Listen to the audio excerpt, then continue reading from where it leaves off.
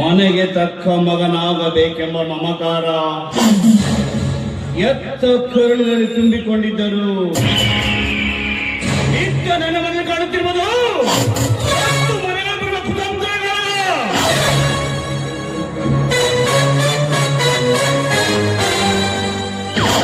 ಎತ್ತವರಿಗೆ ಬೇಕಾಗಿರುವ ನ್ಯಾಯ, ನೀತಿ, ಧರ್ಮ.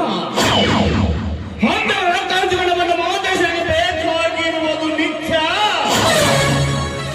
ಹೆಣ್ಣು, ಹೆಂಡ, ಗಂಡಗಿನ ಯೌವನದ ಹೆಣ್ಣುಗಳು.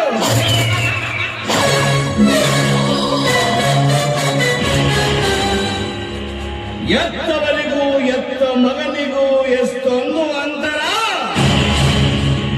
ಬಹಿರಂಗದ ಬದುಕುವುದು ಎತ್ತವರಿಗೀತಿ, ಅಂತರಂಗದಲ್ಲಿ ಬದುಕುವುದು ಈ ಮಹಾದೇಶದ ಮರಣ ತುಂಬಿಕೊಂಡ ವಿಷದ ಗೊಂಡ.